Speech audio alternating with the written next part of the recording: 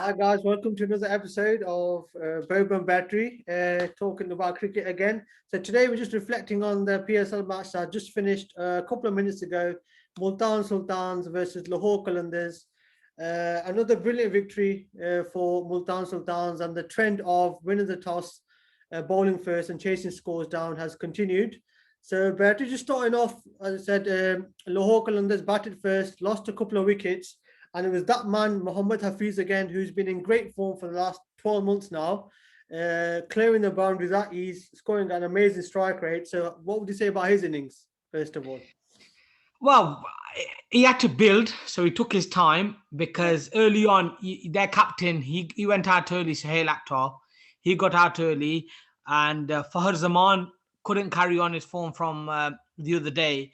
And yeah, then him and Joe Denley actually built the innings, and Hafiz was still striking. He was striking at over 200 at one point, and he yeah. batted really well. I mean, mate, for his age, Bobo, The you way know, he's turned it around, yeah, the yeah, pace of his innings, his shot selection, his confidence, his strike rate, he just looks at ease. I mean, he's picking up length so quickly. yeah, He's hitting 360s. It's effortless. I mean, whatever he's doing on that golf course, yeah, it's definitely working because I tell yeah, you what, he looked $1 million, Bobo. He's just timing everything.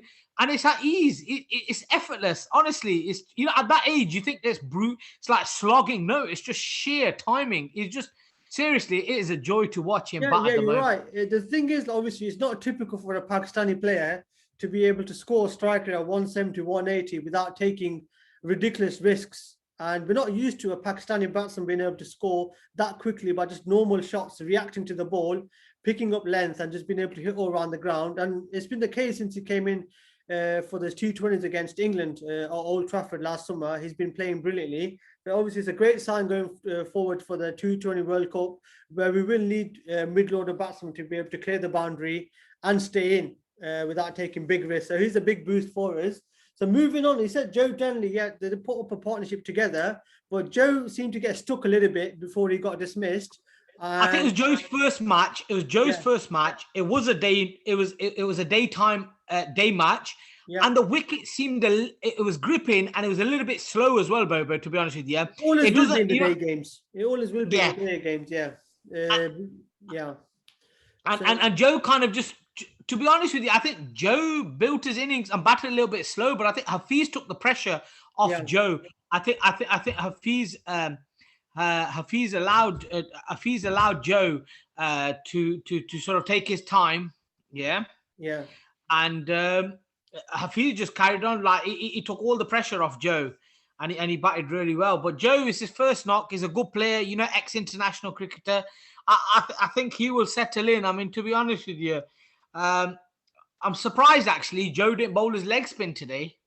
I think they missed a trick there, but we'll talk about it that in the might second again to inning. be it might be to do again with obviously a lot of the innings was obviously the batsman is starting in twilight period, and maybe there's a little bit due, and maybe there's just he's not comfortable bowling it. But then just quickly moving on, obviously to the latter half of Lahore's innings, obviously Denley got out, and then Hafiz was run out by Samir Patel. I mean that Ah, was the key moment to maybe potentially Lahore getting 180 to them in the end getting 157, which is never going to be enough. So what would you say that was a vital point, I costing think them that was a the big three point runs. because if you look at Lahore, what's happened is Rashid only came in for two games, Bob, and he's had to go back with international duty. Rashid offers obviously with the ball. We know how quality is number one T20 bowler, but he's batting lower end as well.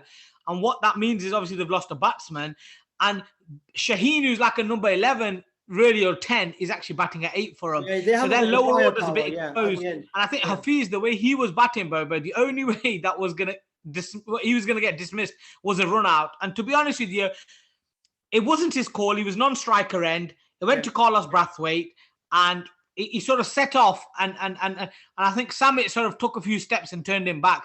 But it was Samit's call, and I think that was the only way Hafiz was getting out yeah. So today. that, And again, it's a unfortunately typical for T20 Lahore, dismissal. Yeah, unfortunately for Lahore, like you said, Bobo, it was a difference of 20 to 25 runs. Whether it would have made the difference, but I think posting 180 is a different mindset for the again to for 160. them for Lahore to go into the second innings. But I think 157, what did they get? 157, I think it was Yeah, always it's going to not be enough. short.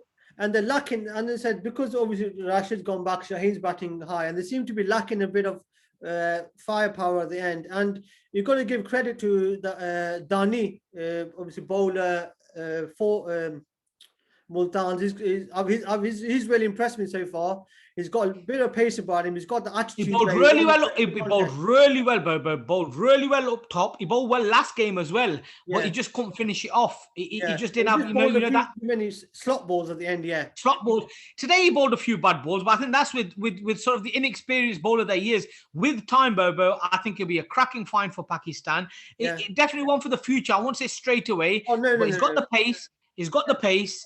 And he bowled actually really well up top today. Even at the end, even in the depth, I mean, that's something Multan was lacking for the last two games. They were getting in a position of winning, but they just weren't getting that depth bowling and executing them skills. Someone like Sohail was sort of their spearhead of the bowling. And unfortunately, in those two games, he couldn't get him over the line. He was quite expensive. He's lost that zip. And, well, he got dropped today. He got dropped today, and they brought in Sohail Khan. Was his first match, and he bowled really well up top, and he bowled really well, and Samit couldn't get him away. I think Sohail Khan is one of them. He's got a lot of variations. He's got slow balls, back of the hand, and in the first innings, especially in the day games, I think he's going to be effective with the pitches being slightly slow, as you said. His slower ball, like you said, will stick into the surface, and it will be very hard to get away. That says Dani finally is a good find. I like his attitude, and we'll keep an eye on him, see how he progresses for the rest of this season and the future. And just definitely, I hope Pakistan don't chuck him in. I hope Pakistan don't do the same mistakes as done with Naseem and Hasnain. We're chucking him in the deep end too early. I don't think they will with this lad. He's definitely enthusiastic sort of character, it seems. Bubbly, got good pace, 145, 150 clicks for a young bowler is very, very good. And if they can work with that at the academy, NCC, I think that'd be brilliant find for Pakistan. Definitely work. So as I said, we keep an eye on him. Quick one, we're not going to talk about it too much, but Ben Dunk, I think the Lahore might need to revisit that he should not be batting coming in the 15th over or whatever it is. It's too late, and they need to start or whatever coming too late. He's a guy that they need to get in earlier in the innings because he can win games for them. I mean, where would you then, Bobo? I think today. You're right, but then what do they do? Where do you think? Because last year he was very effective. He was very effective. Yeah. He was very effective in that same position last year, Bobo. But you got to look at the type of game you're playing. When you're batting first on the slower surfaces, you can't just come in and start smashing the spinners. It's all right when the dew's in the night matches and you can expect him to come in. But in these conditions, batsmen need another 5-10 balls to get settled. That you maybe need to get him in a little bit earlier. But again, it's T20, things can happen. In the second innings again, it was the same old Rizwan who's batting on a different planet, it looks like, at the moment to everyone else. He's dominating. I think him and Hafiz, I mean, mate, I don't know what he has for breakfast. He's on another planet in all three formats. He's carried it from his test. He's carried it from his test, Bobo, into the T20 series against South Africa. And then the way he's hit the ground, what I can't believe, honestly, it's shocking how this guy could not get into the Karachi team last year. No, I'm not going to say and say like I thought he was I've seen him play before, and I thought he was a little bit limited. I just thought he couldn't loft the ball. So if he wasn't going to open the batting, I thought for Karachi, I didn't think he was going to be good enough to come in and bat in the middle overs. And Karachi, if you look at, they had Babar Azam. That they feel the Sharjeel Khan. I just thought that. I still think Karachi missed a massive trick, and it goes to show. Looking back now, but looking back and giving him an opportunity, but he's taken his opportunity. He's opening the innings, and I tell you what, Bobo, he's hitting 360. He is hitting everywhere. He's again, it's low full risk, of confidence. Yeah, it's low risk batting. What he lacks in height. Yeah. He makes up for it in many other ways, and the guy is absolutely on form at the moment. I think this is just the peak. I don't think he's ever going to be able to play better than this. So just make the most of it as he is. He's a guy that's got no egos, down to earth, and I think he's going to carry on working hard. He's leading run scorer. He's got the green cap. He's got the green cap today. Yeah, got man of the match. Yeah, we could talk about, obviously the fielding was really poor from the Qalanders trade for Zaman, Samir Patel. But still can't take away credit from Rizwan. And also a big one on top. Rizwan we all know about. I want to talk about Maqsood. He's a guy when I first saw play for Pakistan. I saw the guy's got a lot of ability, a lot of potential. The way he could again dominate from ball one without taking high risk options. But obviously it's faded away. I was disappointed. But now he seems to be, finding a little He's bit. actually had a good season from what I can remember, Bobo. In the national T20 final, I think they needed something like of 50 or 60 off about 20 balls, and he changed and he got his team into the final. I think it was a semi-final match. He's had a couple of good competitions. He's coming on. He looks good. He's in a team that's going to give him full of confidence. And this is the opportunity now, Bobo. They've got time for players like him. He's a mature player. Yeah, he needs to. Yeah, there's spots available for Pakistan. Maybe you never know. He has a good PSL, and there's always a slot for him in the World Cup. There's loads. I disagree in the slot. I don't think there's that many slots available now. Maybe there's one where you look at the Iftikhar Ahmed, Asif Ali role where they bat. So there might be one slot available, but as I said, he just needs to put his money. Keep scoring the runs and keep his name in the hat. And potentially, you never know. With Pakistan, anything can happen. There could be a few injuries, and as long as he's in the radar, that's what we're talking about. So that's the game then. We're talking about the. Yeah, they won it comfortably. To be honest with you, it was comfortable. They lost a couple of early wickets. Yeah, Lynn carrying on with his poor form.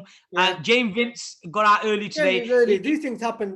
But again, it's more impressive the way Rizwan and Maqsood kind of took that pressure early on and carried on scoring at 8-9 per over, even though comfortable win. They knocked it off in the 15th over, 16th over. They knocked it off in. What do you think in terms of trend? Then at the moment, win the toss, bowl first, knock it off. Do you reckon it's going to continue, or do you reckon when the big pressure games come on, especially with the day games, I thought the day games, and Rizwan even mentioned it. I think the day games, you can afford to bat first.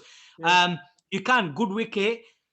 But I think with the night games, I think it's going to be the same trend because of the dew factor, Bobo. And I just think it's a pattern that sort of once it's hard until a team actually breaks that mold. I think everyone's going to go the same way. Yeah, so I'm sure a T20, even though there is a trend, it probably will. See, evening game in Pakistan under lights, dew is the biggest factor. It's harder to bowl with.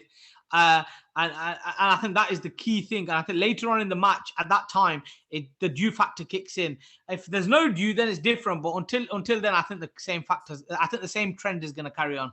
Yeah, perfect. So thank you for your views, Beatrice. So we've got our next game coming up again. It's Peshawar Zalmi versus Quetta Gladiators. Quetta have had a disaster start. The bowling's not been firing. The batting's been a bit circumspect. They could not been able to score. And when they have been able to score, they said the bowling's not fired. So Peshawar is Almir, that our kind of team. When they get in a roll, they're kind of very hard to stop. So taken away from the toss, obviously, whoever bowls first is favourite. But what do you think? Are you again favouring Peshawar again for tonight's game? I'm going to say it's a big match for Sarfraz. I think I'm going to say, I'm just checking now who's actually won the toss.